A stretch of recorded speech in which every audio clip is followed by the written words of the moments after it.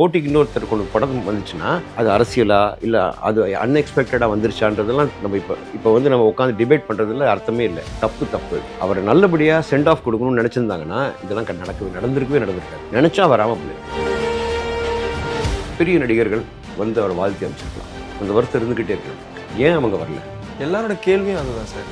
ரஜினி சாராக இருக்கட்டும், கமல் சார் ஏதாவது ஒரு வாழ்த்து தெரிவிச்சு. இல்லை, நான் தான் சொல்கிறேன், என்ன ஆயிடுதுன்னா ஒருத்தர் ஒரு கட்சியில் போயிடுறாங்க, கட்சி சார்பாக போயிடுறாங்க. யாரையோ சந்தோஷப்படுறதுக்கு உண்மையான உன்னதமான அந்த உணர்வை வந்து மறந்துடுறாங்க. நிறைய நடிகர்கள் அந்த தயக்கம் இருந்துகிட்டே இருக்கும். விஜய் சார் பற்றி பேசுறதும் சில மேடைகளில் பேசுறதுக்கும் ரொம்ப தயக்கம் இருந்துகிட்டே இருக்கும். ஆமாம் இருக்கும். ஏன் தெரியுங்களா, இப்போ வந்து ஒரு சின்ன விஷயம் அப்படின்னா கூட அது கான்ட்ரவர்சி ஆகிடும், விமர்சனம் ஆகிடும். அதனால் அது நியூஸ் ஆகிறதுனால பயப்படுறாங்க. இது நம்ம போனால் நம்மளுக்கு வந்து இவங்களுக்கு நம்மளை பிடிக்காம.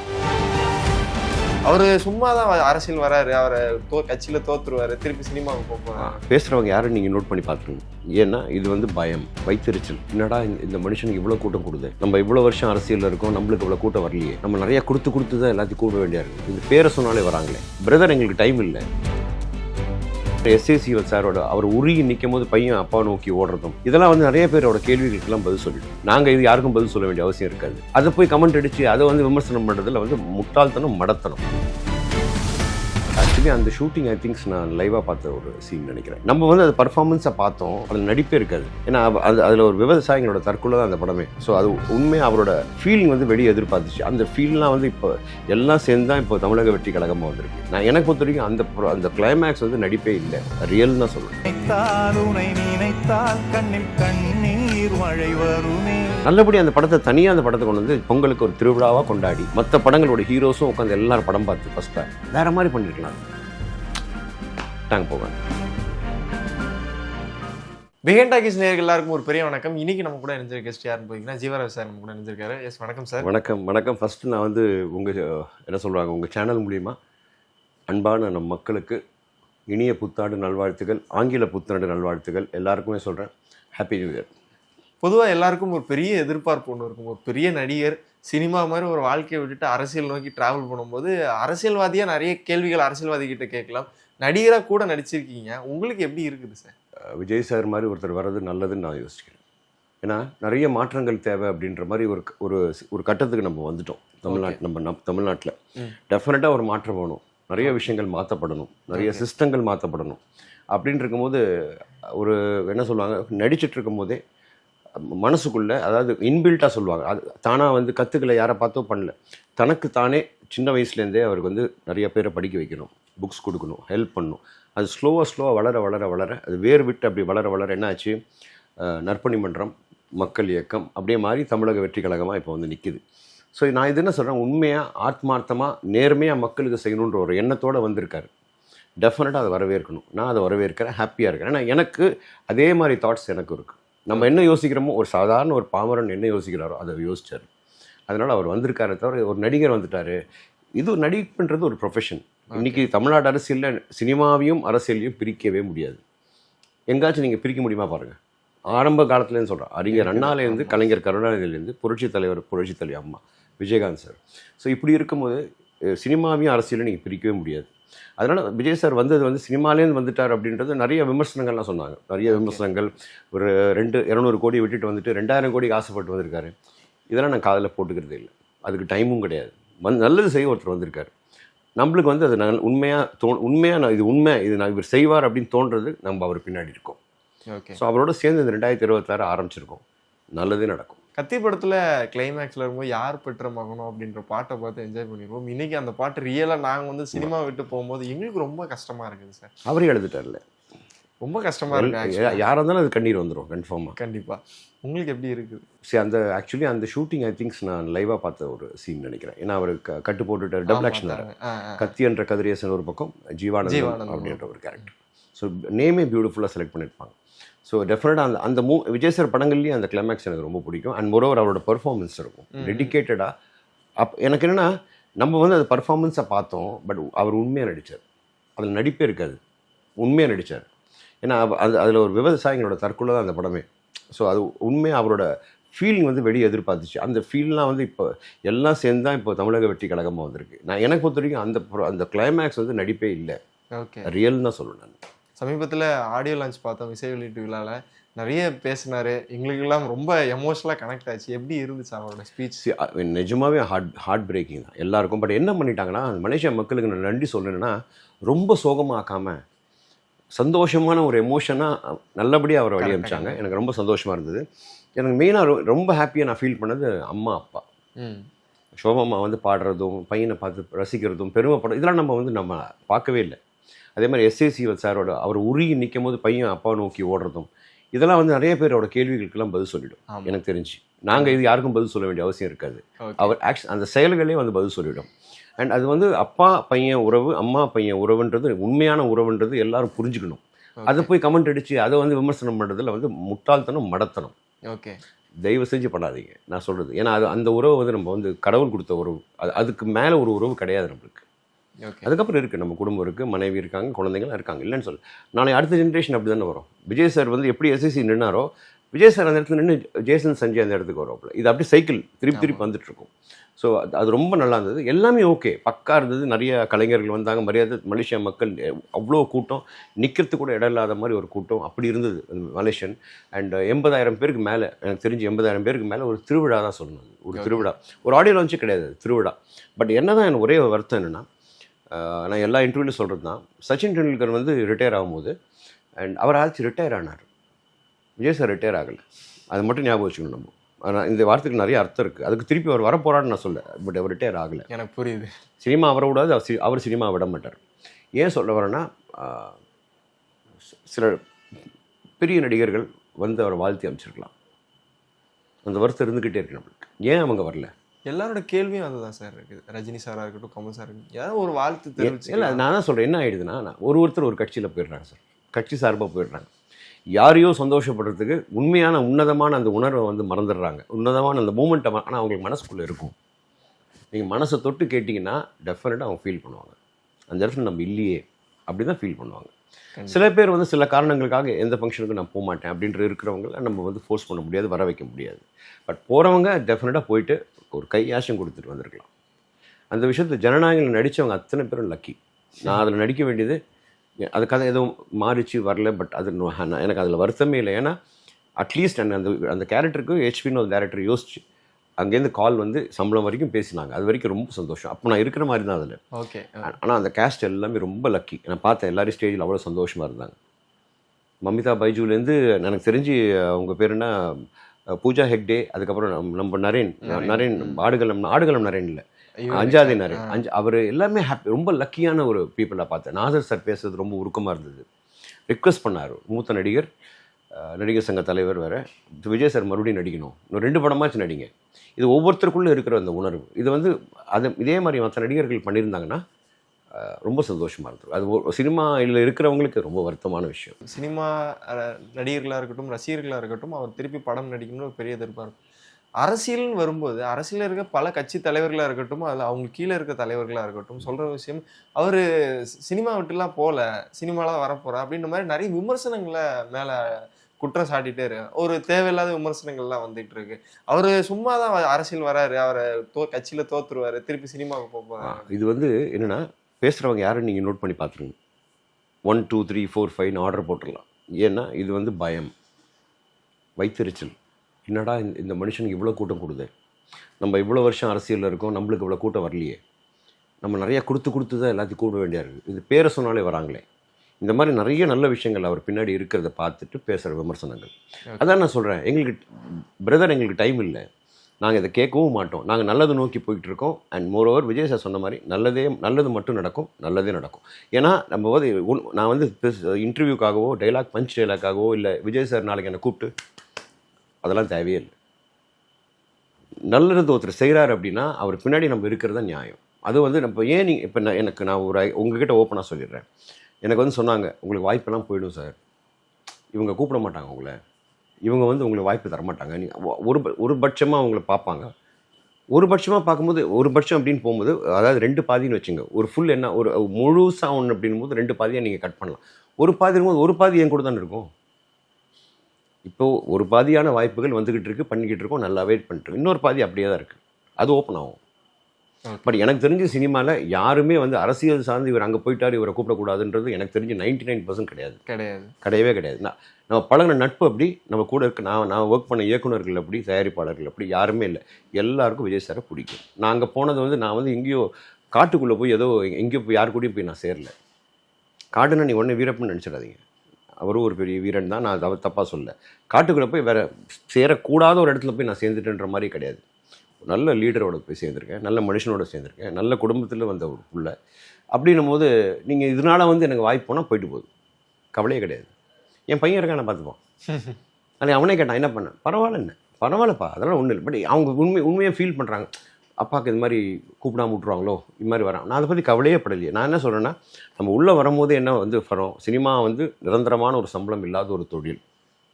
அப்கமிங் ஆக்டர்ஸ்க்கு சில கேரக்டர் ஆர்டிஸ்ட் நல்ல செட்டில் ஆனவங்களுக்கு பிரச்சனை இல்லை, ஸ்டார்ஸுக்கு பிரச்சனை இல்லை. அதுதான் சினிமா. அடுத்த மாதம் நீங்கள் என்ன சம்பளம் வாங்கி நம்மளுக்கே தெரியாது, உங்களுக்கு என்ன வரும்ன்றது நம்மளுக்கே தெரியாது. ஒரு ஆடிட்டர்கிட்ட போய் நீங்கள் என்ன வாங்குறீங்க கண்டினியூஸானா ஒரு அமௌண்ட் அப்படி பார்த்து கண்ணை மூடி சொல்லணுமே தவிர இதுதான் வரும்ன்ற ஒரு சினிமாக்காரன் சொல்லவே முடியாது. அது எல்லாருமே ஒத்துப்பாங்க.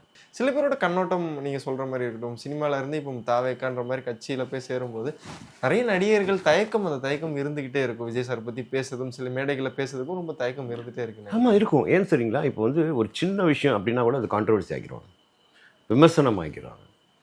அதனால் அது நியூஸ் ஆகிறதுனால பயப்படுறாங்க. இது நம்ம போனால் நம்மளுக்கு வந்து இவங்களுக்கு நம்மளை பிடிக்காம போயிடும்.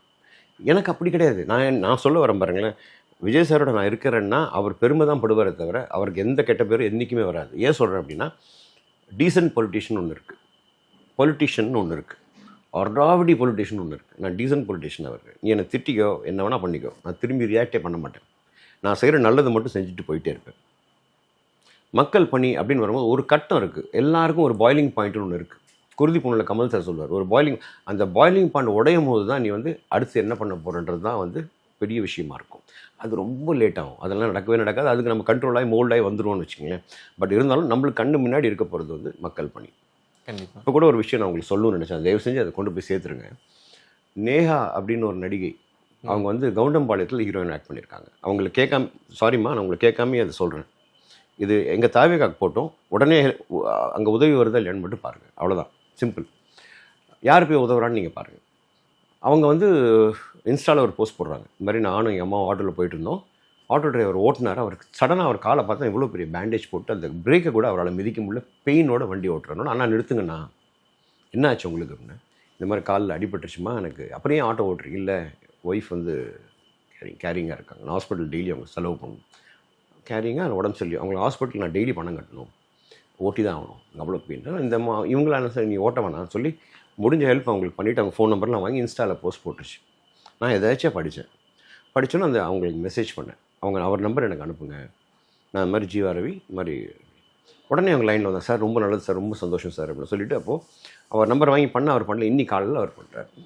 நான் சொன்னேன், எங்கள் சார்பா உங்களை வந்து உங்களுக்கு என்ன பண்ணணும், உங்களுக்கு வந்து ஆக்சுவலி பார்த்தீங்கன்னா நீங்கள் எல்லாருக்கும் நம்ம பண்ண முடியாது, கண்ணு முன்னாடி தெரியிற ஒருத்தருக்கு நம்ம பண்ணுறோம்.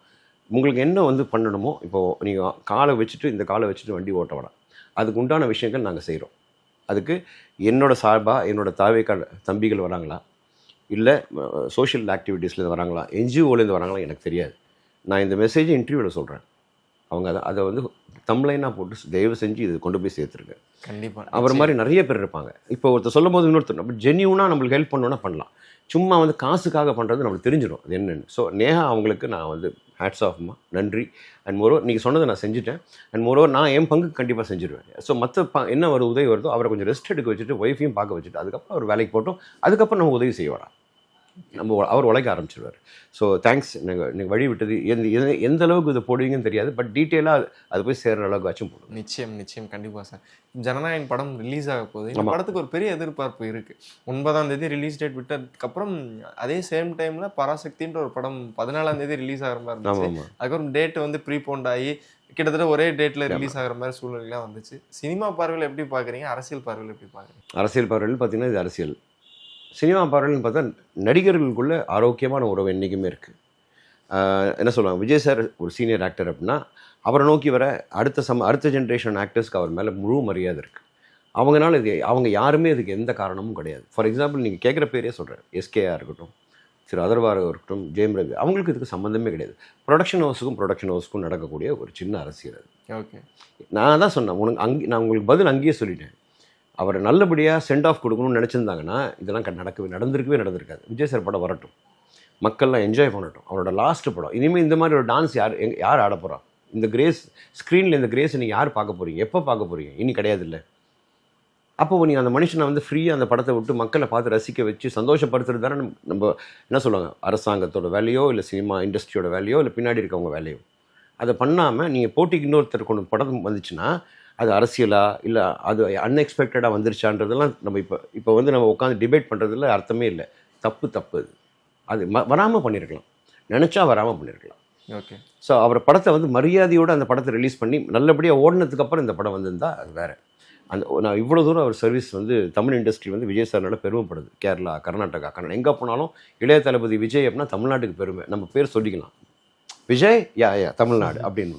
ஸோ அந்த பெருமையை அவர் சினிமாவில் அவ்வளோ சர்வீஸ் கொடுத்துருக்காரு. கொடுத்த அந்த மனுஷனை நம்ம மரியாதை செய்யணுமா வேணாமா? நீ கட்சியில் இரு வேணாம், விஜய் சார் பிடிக்கல, செய்யணுமோ செய்யக்கூடாது. அட்லீஸ்ட் வெளியே விட்டுருங்க. வெளியே அவங்க நம்ம கேட்குற நியாயம் இல்லை. சினிமான்றது நம்ம கலை குடும்பம், உரிமையாக சண்டை போட்டு நான் கேட்குறேன், அதை பண்ணுங்களேன். அந்த ஆதங்கம் நம்மளுக்கு இருக்குல்ல. நார்மலாக ஒரு சினிமா விரும்புகிறவன், சினிமா ரசிகன், சினிமா பிடிச்சவன், சினிமாலேயே சாப்பிட்றோம். நாங்களாம் சினிமாலேயே சாப்பிட்றோம். எங்களுக்கு அது வருத்தம் இருக்குது. நல்லபடியாக அந்த படத்தை தனியாக அந்த படத்தை கொண்டு வந்து பொங்கலுக்கு ஒரு திருவிழாவாக கொண்டாடி மற்ற படங்களோட ஹீரோஸும் உட்காந்து எல்லாரும் படம் பார்த்து ஃபஸ்ட்டாக வேறு மாதிரி பண்ணியிருக்கலாம். அது டாங்க போவேன். இல்லை, இந்த மாதிரி நடிகர்கள் இந்த மாதிரி அரசியல் சூழ்ச்சிக்குள்ளே மாட்டிக்கிறாங்கன்னு நினைக்கிறீங்க? எடுத்துக்காட்டாக வந்து சிவகார்த்திகேயன் அவர்களாக இருக்கட்டும், என்ன மணலில் சார்? இல்லை, எனக்கு தெரிஞ்சு சிவகார்த்திகேயன் அவர்கள் வந்து அரசியல் சூழ்ச்சியெல்லாம் மாட்டல. அவர் ரொம்ப தெளிவான ஒரு மனிதர் மட்டும் இல்லை, நல்ல well discipline person. Vijay sir மேலே ரொம்ப மரியாதை வச்சிருக்கக்கூடிய ஒரு மனிதர். அதை சிவகார்த்திகேயன் நான் நடிச்சிருக்கேன். அவர் இயல்பு எனக்கு தெரியும். ரொம்ப நல்ல மனிதர், ரொம்ப ஹார்ட் ஒர்க்கிங், ரொம்ப நல்ல மனிதர். அவங்க யாருமே மாட்டல. நான் சொல்கிறது என்னென்னா, படம் தான் மாட்டிக்கிச்சு. ஓகே. அந்த ப்ராஜெக்ட் மாட்டிக்கிச்சுன்னு என்ன ப்ராஜெக்ட் வந்து என்ன சொல்லுவாங்க, அந்த ப்ராஜெக்ட் பேசும் பொருள் ஆகிடுச்சு. இதனால தான் வந்து இது அப்படின்ற மாதிரி ஆகிடுச்சு. ஏன் நீங்கள் இது விடலை அப்படின்னு இப்போ நான் கேள்வி கேட்குறேன்ல, அந்த மாதிரி தான். ஸோ இதுக்கும் நடிகர்களுக்கும் அதுக்கும் சம்மந்தமே இல்லை. அவங்களுக்கும் உள்ளுக்குள்ள அந்த ஃபீலிங் இருக்கும், ஐயா அடடா கொஞ்சம் வெயிட் பண்ணி போகலாமே அப்படின்னு ஒரு ஃபீலிங் இருக்கும். எஸ்கேன் அப்படி நினைக்கக்கூடிய ஆள் தான். அவரெல்லாம் அப்படி நினைக்கக்கூட துளியாடவும் நினைக்க மாட்டார். ஓகே. ஏன்னா நான் எப்பவுமே என் பையனை பார்க்கும்போது சொல்லுவேன், அவனை பார்க்கும்போது எனக்கு எஸ்கே பார்க்குற மாதிரி இருக்குது.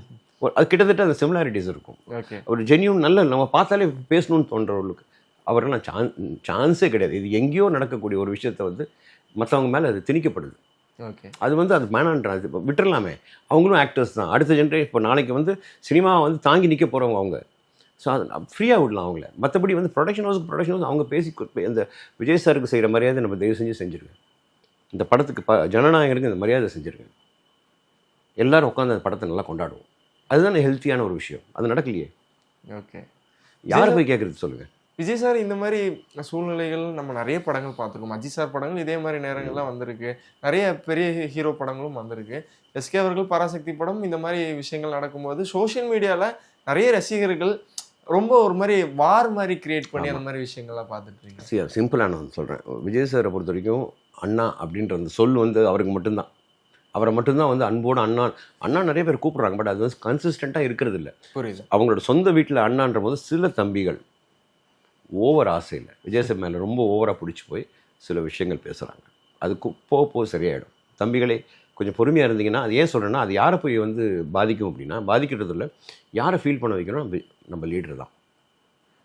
தளபதி விஜய் அவர்களை தான் போய் அது நிற்கும். அது தம்பிகளுக்கு புரியும். ஏன்னா உடனே என்ன சொல்லுவாங்க, விஜய் சாரோட வாரியர்ஸ் போட்டு கண்ணா பின்னான்னு பேசுகிறாங்க. நானே 2-3 கமெண்ட் 4 கமெண்ட்லாம் பார்த்தேன். பட் நான் என்ன சொன்னேன், வேணாமே. ஏன்னா அதுக்கு நீங்கள் சொல்கிற ஆளுக்கும் அதுக்கும் சம்மந்தம் இல்லைன்னு தான் நான் 100% மனசில் நினைக்கிறேன். கண்டிப்பாக கிடையாது.